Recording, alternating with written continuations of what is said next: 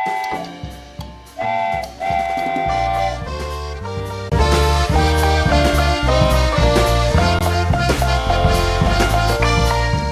Friends, welcome back to our channel వాటే వంట. Thanks for supporting, thanks for watching our videos. ఈరోజు వీడియోలో capsicum ములక్కాడ కాజు కర్రీ ఎలా చేయాలో చూసేద్దాం. ముందుగా మనకు కావాల్సినవి క్యాప్సికమ్, ములక్కాడ, టమాటా, ఉల్లిపాయ, పచ్చిమిర్చి, జీడిపప్పు. ముందుగా ఉల్లిపాయని చిన్న చిన్న ముక్కలుగా కట్ చేసుకోవాలి. 3 ఉల్లిపాయలు తీసుకుని చిన్నగా కట్ చేసుకున్నా, ఒకటి పెద్దగా కట్ చేసుకున్నాను. తర్వాత టమాటాని ఇలా హాఫ్కి కట్ చేసుకుని వదిలేయచ్చు, లేదు అంటే చిన్నగా కూడా కట్ చేసుకోవచ్చు. ఇవన్నీ మళ్ళీ మిక్సీలో వేస్తాం కాబట్టి ఇలా చిన్నగా కట్ చేసుకొని పక్కన పెట్టుకోవాలి. పచ్చిమిర్చిని ఇలా నిలువుగా కట్ చేసుకోవాలి, చిన్నగా అయితే వద్దు. ములక్కాడని ఇలా మీడియంలో కట్ చేసుకోవాలి. ములక్కాడ అంటే నాకు చాలా కోపం వస్తుంది, ఎందుకంటే ములక్కాడ తింటే హైట్ ఎదుగుతారు అంటారు. నేను 6 feet హైట్ ఎదుగుతానేమో అనుకున్నా, కానీ ఎదగలేదు.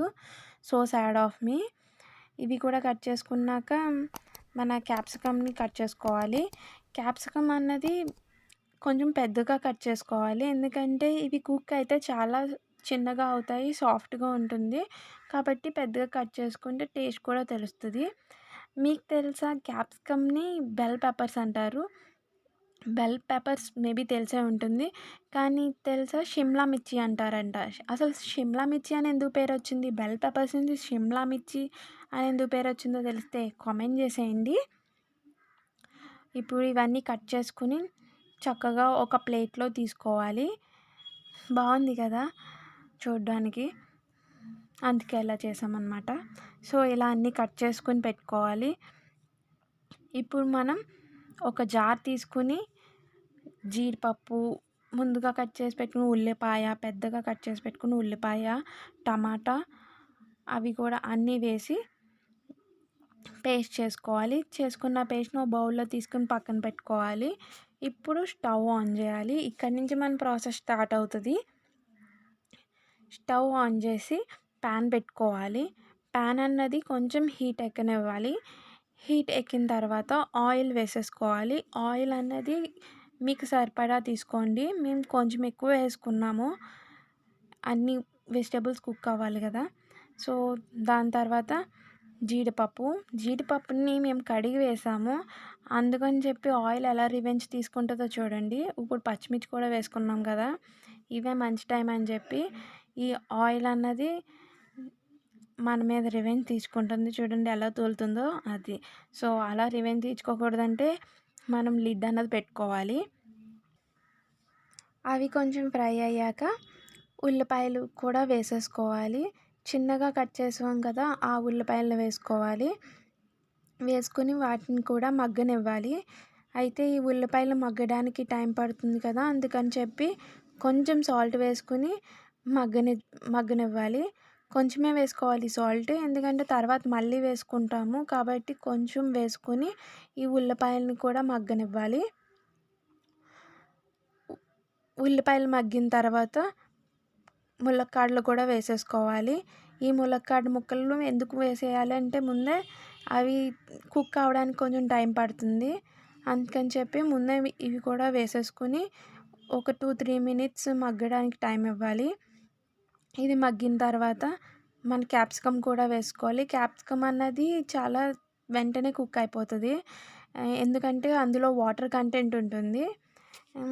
ఈ ములక్కాడ క్యాప్సికంలో విటమిన్ సి ఎక్కువ ఉంటుందంట. సో ఇది మన డైట్లో తీసుకోవడం చాలా మంచిది మనకి, కాబట్టి ట్రై చేయండి ఈ కర్రీ, తప్పకుండా మీకు నచ్చుతుంది.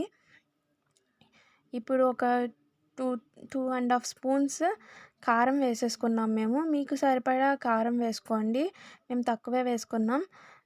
ఇప్పుడు రుచికి సరిపడా సాల్ట్ వేసుకోవాలి. సాల్ట్ కూడా తక్కువ వేసుకున్నాం, ముందు ఆల్రెడీ వేసుకున్నాం కదా.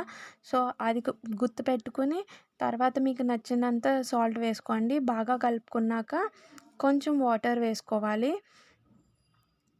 ఆల్రెడీ క్యాప్సికమ్ నుంచి మళ్ళీ వాటర్ అన్నది వస్తుంది కాబట్టి కొంచెం ఒక 1/2 glass వాటర్ వేసుకొని ఇవన్నీ కుక్ అవ్వడానికి ఒక 5 minutes వరకు లిడ్ పెట్టి కాసేపు మగ్గనివ్వాలి. మగ్గిన తర్వాత కొంచెం అల్లం వెల్లుల్లి పేస్ట్ వేసుకోవాలి. అల్లం వెల్లుల్లి పేస్ట్ వేసుకున్న తర్వాత బాగా కలుపుకోవాలి. బాగా కలుపుకున్నాక మనం ముందుగానే రెడీ చేసి పెట్టుకున్న ఈ టమాటా, ఉల్లిపాయ, జీడిపప్పు పేస్ట్‌ని కూడా వేసేయాలి. వేసేసి బాగా ఒకసారి మొత్తం కలుపుకోవాలి. ఈ జీడిపప్పు, టమాటా పేస్ట్ వల్ల మనకి చాలా టేస్ట్ వస్తది కర్రీకి. కొన్ని నీళ్ళు కూడా వేసేసుకొని బాగా కలుపుకొని మూత పెట్టేసుకొని కాసేపు పాటు మగ్గనివ్వాలి. ఒక 10 నిమిషాల పాటు దాన్ని అలా వదిలేయాలి. అది బాగా మగ్గుతది.